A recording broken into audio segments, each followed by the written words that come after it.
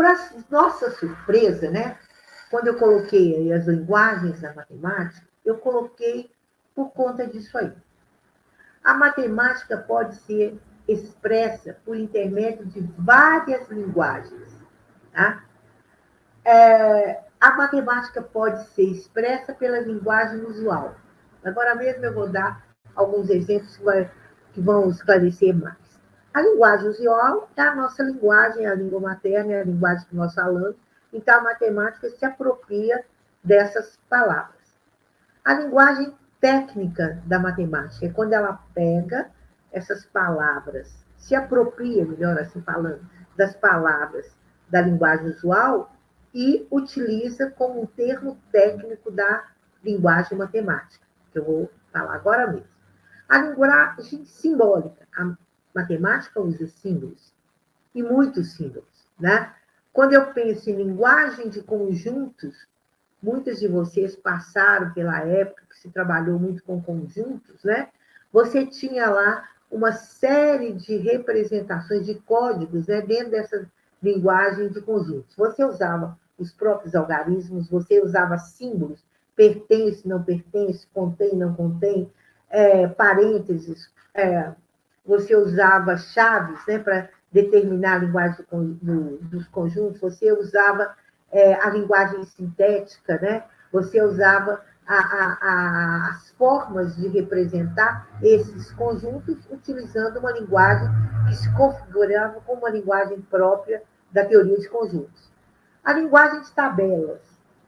As tabelas têm uma linguagem própria delas. As tabelas mostram para a gente uma possibilidade de leitura muito interessante. Vamos pensar um pouquinho. Hoje, utiliza-se muito de tabelas.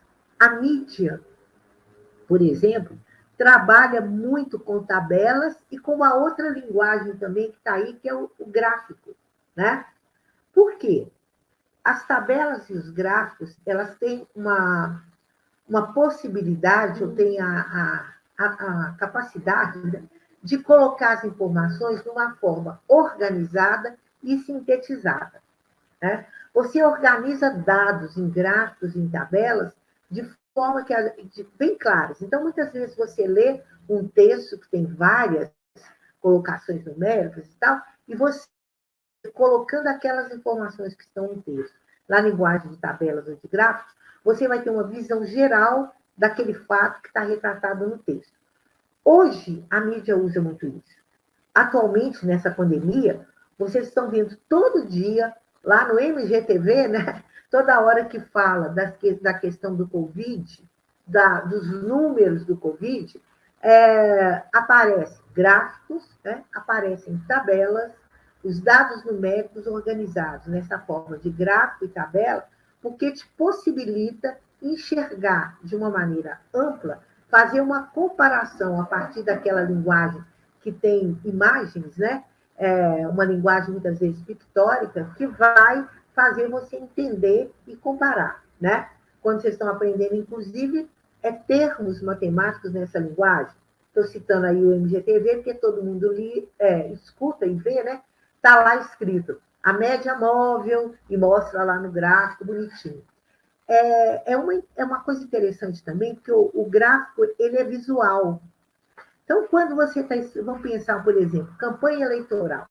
Quando eles estão falando lá o repórter da televisão, do telejornal, está falando mais sobre a intenção de votos. O candidato tal tem tantos por cento, outro, ele quer falar da porcentagem de votos, da possibilidade de votos de cada candidato. Se ele falar só numericamente, sem nenhuma imagem, nós não vamos conseguir fazer muita comparação, não.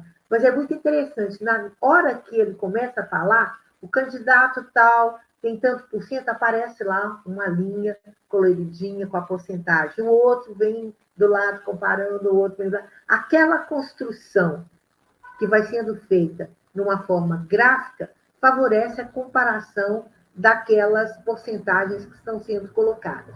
Então, uma linguagem extremamente potente, a linguagem de gráficos e a linguagem de tabelas. Normogramas são formas de organizar com caixinhas, com várias coisas da informação. Diagramas, a matemática usa muito diagramas, né? De grafos, que é uma outra possibilidade de diagramar, né? De organogramas, de fluxogramas, de esquemas. Então, olha aí, eu selecionei 12 linguagens que a matemática utiliza no cotidiano do trabalho com a matemática, né? Então, imagina só a criança, quando vai para a escola e começa a deparar com essas linguagens todas, o que será que acontece com a criança, né? E eu não estou falando só de criança, não, porque a criança começa a entrar nesse universo com alguns aspectos de algumas linguagens, mas quando ele está lá no ensino médio, todas essas linguagens vão entrar no contexto de matemática que ele vai trabalhar. E, na maioria das vezes, ele não tem um domínio dessas linguagens. Então, isso vai ser um grande empecilho para ele construir conhecimento matemático. Bom, vamos dar um exemplo aí, né, que fica bem claro para a gente. Vamos supor que eu estou contando uma história usando aí essa linguagem usual. Júlia ganhou 20 balas de abacaxi e algumas balas de chocolate. Ao todo, ela ganhou 50 balas. Quantas balas de chocolate ela ganhou? Quando eu estou falando isso, eu estou usando a linguagem usual, tá? Eu estou colocando essa minha linguagem usual numa forma de um texto que é um problema, né? Que tem características linguísticas desse texto. É um texto problema. Ele traz os dados, depois ele traz uma pergunta. Então, Júlia ganhou 20 balas de abacaxi e algumas balas de chocolate. Ao todo, ela ganhou 50 balas. Então, a linguagem usual está trazendo esses dados que estão sendo informados a partir da utilização da linguagem usual. E vem a questão, quantas balas de chocolate ela ganhou? Então, essa é uma situação matemática que eu estou usando a linguagem usual para expressar. Bom, essa linguagem usual eu posso traduzir numa linguagem simbólica da matemática. Então, a matemática usa símbolos para expressar isso aí. Então, eu vou expressar aí, vamos ver passo a passo aí. Ó. Lá no texto, né, estava escrito, Júlia ganhou 20 balas de abacaxi. Então, eu coloquei aqui 20 balas de abacaxi. E algumas balas de chocolate. Então, balas de abacaxi, mais balas de chocolate, que eu não sei quantas são. Então, eu coloco aqui X, tá? Ao todo, então, se eu somar as minhas 20 balas de chocolate, mais as balas de abacaxi que eu ganhei, que eu não sei quantas são, eu vou ter 50. Então, eu estou escrevendo aqui, na linguagem simbólica da matemática, a mesma coisa que está escrita aqui. Então, eu estou escrevendo, ó, 20 mais x igual a 50. Então, eu escrevi de uma outra forma essa informação que está aqui. Então, a informação estava na linguagem usual e eu passei essa linguagem, traduzi essa linguagem usual numa linguagem simbólica. Dá para começar a entender o grande nó que é essa questão de fazer a tradução, a interpretação de uma linguagem usual para a linguagem simbólica. Essa estrutura linguística aqui, ó, 20 mais x igual a 50, que aqui é uma estrutura linguística utilizando a linguagem materna. Aqui é uma estrutura linguística usando a linguagem simbólica da matemática. Você tem sinal de mais, sinal de igual, você tem números, 20, você tem 50, você tem letra, que é o x. Então, essa estrutura aqui tem um nome matemático, se chama equação do primeiro grau. Então, quando eu falo equação do primeiro grau, eu estou me referindo a esta estrutura aqui, né?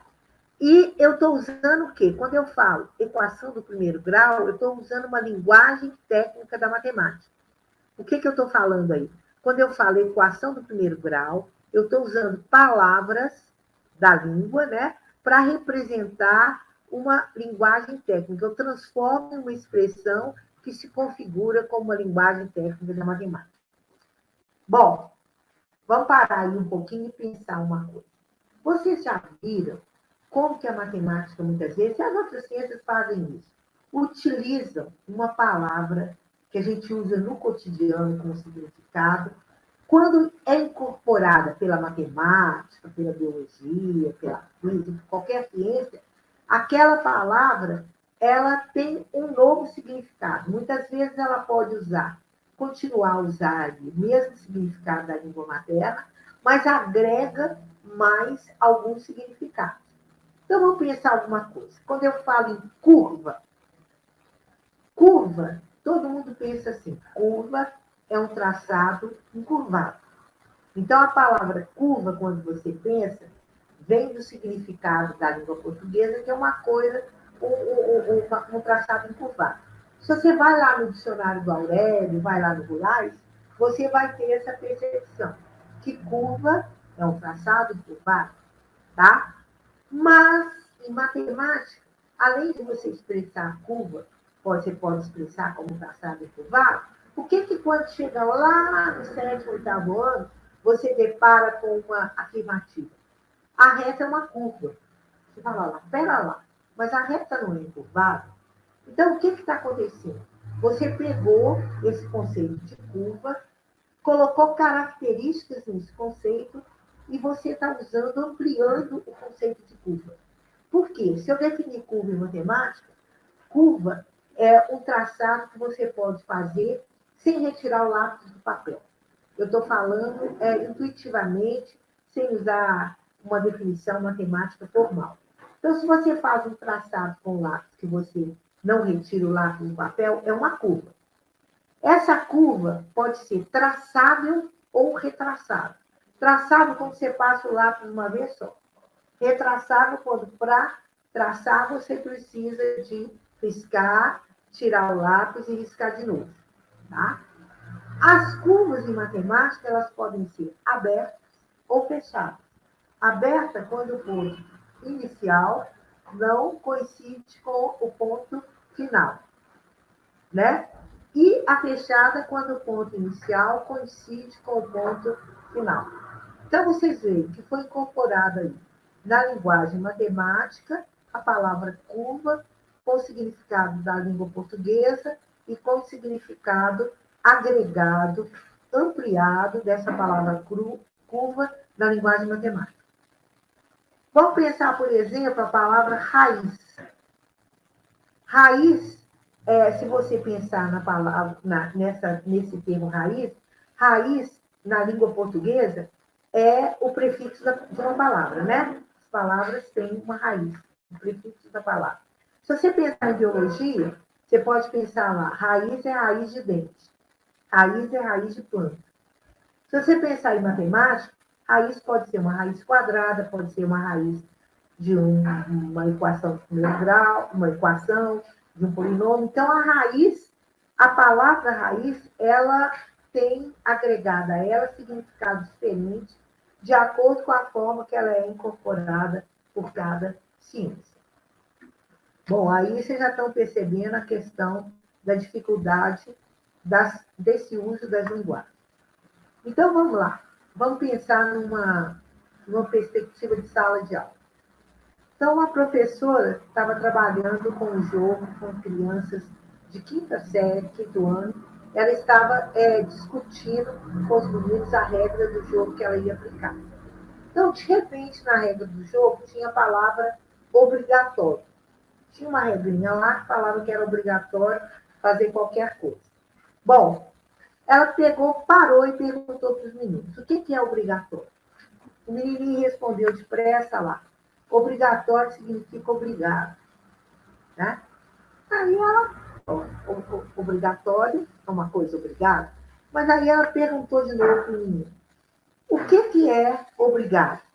Porque ela deu aquele insight nela de perguntar isso. Né? Aí o aluno responde, é o que a gente fala quando agradece as pessoas. Olha o grande problema. A criança tinha no repertório dela o significado de obrigado como agradecer. Então, se a professora não perguntasse de novo e aí não fosse explicar para ela que o obrigatório ali tinha o sentido de obrigado, mas de uma coisa que eu tenho que fazer necessariamente para usar aquele jogo, a criança não ia entender mais e não ia parar não ia conseguir entender o desenrolar do jogo. Tá? Então, aí já temos o grande problema da palavra. Bom, vamos dar uma olhadinha aí. Dê uma olhadinha nessa transparência. Bom, então nós temos aí, ó, a matemática e a língua materna representam elementos fundamentais e complementares. Acho que esses exemplos aí que eu coloquei já dão uma ideia do que significa essas linguagens serem complementares, que constituem condição de possibilidade do conhecimento em qualquer setor, mas que não podem ser plenamente compreendidas quando considerados de maneira isolada. Olha a relação entre a matemática e a língua materna. Então, a gente começa a perceber a importância do entendimento dessa relação. Aprender e ensinar matemática nas classes de alfabetização, a gente pode colocar uma coisa muito importante. A criança, desde o nascimento, está imersa em um universo do qual os conhecimentos matemáticos são parte integrante. Então, informalmente, a partir das brincadeiras, da relação dela com o espaço, da relação com as pessoas, ela tem uma série, ela está no universo matemático e ela desenvolve vários conhecimentos matemáticos de uma forma informal, né, que fazem com que todo esse desenvolvimento faça parte integrante da construção de conceitos matemáticos. A abordagem da matemática tem a finalidade de proporcionar oportunidades para o aluno, a fim de que possa se comunicar matematicamente, ou seja, descrever, representar e apresentar resultados, argumentando a respeito de suas conjecturas, utilizando para isso a linguagem oral e a representação por meio de desenhos e da linguagem matemática. Eu vou mostrar aí no final um exemplo de um trabalho até com literatura e matemática, que a gente vai ver essa questão dos desenhos também, tá? Então, essa abordagem matemática, essa finalidade de proporcionar oportunidade para o aluno, né, a fim de que ele possa comunicar matematicamente. O que é isso, comunicar matematicamente? É descrever, representar e apresentar resultados. Olha que coisa importante, porque você vai ter que utilizar a matemática para isso. Então, se a matemática escolar não ajudar a desenvolver isso aí, nós não estamos cumprindo o papel, né, ou a função da matemática na escola. Ninguém aprende, né, ou conhece aquilo que ela não consegue falar sobre. Então, nós vamos bater um pouquinho na tecla de que esse argumentar, ele falar sobre o que ele está pensando, levantar conjecturas, é fundamental para ele entender. Se a gente não dá espaço para o aluno, na aula de matemática, falar sobre aquilo que ele está fazendo, falar como ele está pensando, né? Inclusive, quando ele erra, o que ele pensou, o que significa que ele pensou, o que ele pensou, como ele raciocinou. E é muito interessante que quando a gente analisa soluções dadas por alunos, vocês vão ver uma coisa interessante. Se você conversar com o aluno, você vai ver que, na verdade, ele entendeu um outro problema, e não o que você propôs. E por mais incrível que pareça, o problema que ele entendeu, ele resolve corretamente. Só que não foi o problema proposto. E aí vale aquela intervenção do professor para discutir com ele. O que você resolveu foi isso, então? Isso aí está correto. Mas e agora? E isso aqui? Então, você retoma o próprio raciocínio do aluno.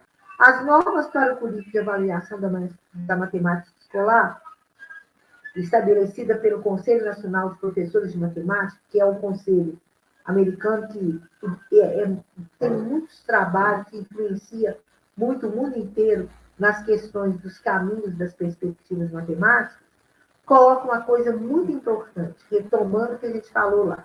Representar, falar, ouvir, escrever e ler são competências de comunicação. e devem ser encaradas como parte integral do currículo de matemática. Questões exploratórias que encorajam a criança a pensar e a explanar o seu pensamento oralmente ou por escrito ajudam-na a compreender claramente as ideias que quer exprimir. Vale aí uma reflexão. Será que o trabalho que a gente tem feito escolarmente com a matemática dá conta de ajudar a desenvolver essas questões aí? Ou prioriza no trabalho essas questões que nós estamos levantando aí? Isso aí é uma reflexão que eu acho que deve estar pipocando aí na cabeça da gente, tá? Bom, para fazer isso aí, então, quando eu falo em representar, falar, ouvir, escrever, ler, né? Como é que eu faço isso aí? A pensar, explanar o pensamento oralmente por escrito? Eu tenho várias formas de trabalhar com isso. Mas o ponto de partida é a problematização e a oralidade, que eu falar sobre. A problematização é colocar a criança, né, em situações em que ela vai resolver problemas. Essas situações que favorecem a problematização são os jogos, textos, materiais concretos, brincadeiras, literatura. Quer dizer, a gente já começa a ver o seguinte: jogo pelo jogo, não tem sentido, texto pelo texto, material concreto, só para fazer uma brincadeira e depois largar lá, brincar, e nos relacionar com a matemática, a literatura. Então, quando eu falo desses recursos, jogos, textos, materiais concretos, brincadeira e literatura, eu estou falando que eu posso usar isso aqui desde que eu trabalhe a partir da problematização. Em qualquer dessas situações propostas, eu vou partir sempre de uma problematização. E durante todo o processo de trabalho, o ponto alto aqui vai ser sempre essa oralidade, que é o falar sobre, que é o dialogar, é falar sobre o que está fazendo, é discutir com os colegas o que está fazendo, como que fez, por que fez assim. A linguagem das crianças, elas são muito próximas, né? A fala da criança é muito próxima uma da outra. Então, é muito importante que as crianças conversem. Porque muitas vezes você coloca alguma coisa para a criança, com a sua linguagem, a criança não vai entender tão claramente. Mas quando ela conversa com o colega, ela consegue compreender com a maior facilidade. Então, essa interação entre os pares é muito importante. E a interação do aluno com o aluno, do aluno com o professor. O que vocês pensam? Que a gente ainda exclui muito a questão da oralidade na aula de matemática, que trabalha muito só com o aluno escutar e repetir o que o professor fala, ou seja, um aprendizado que ele só vai trabalhar com procedimentos práticos matemáticos. Ou então, a gente pode falar com algoritmização, né? Ele chega aos algoritmos e fica só trabalhando com os algoritmos, fazendo repetições de fórmulas. Ou será que a gente já está dando um espaço maior para a fala do aluno? Ou, se na aula de matemática, quem fala é só o professor? Nós estamos falando em problematizar, em problemas, por quê? Porque as pesquisas demonstram que a compreensão dos enunciados dos problemas e o uso de estratégia ou procedimentos adequados depende de vários fatores, dentre os quais a compreensão do gênero discursivo enunciados de problemas escolares de matemática. Então, o enunciado de problemas de matemática é um gênero discursivo. Então, precisa de ter lido, interpretado, analisado, comentado. E eu não falo só de problemas escritos, mas dessas situações, problemas que a gente vai propor para a criança, tá? Enunciados de problemas escolares de matemática, né? E dos termos ou expressões que neles aparecem, a mobilização de conhecimentos prévios, a retenção ou controle das informações contidas no enunciado. Então, um dos grandes nós é a questão de ficar dando problema escrito para os meninos, fazendo com que eles fiquem lendo sem fazer uma análise, uma discussão, um trabalho de fazer o menino entender o que ele está fazendo, ok?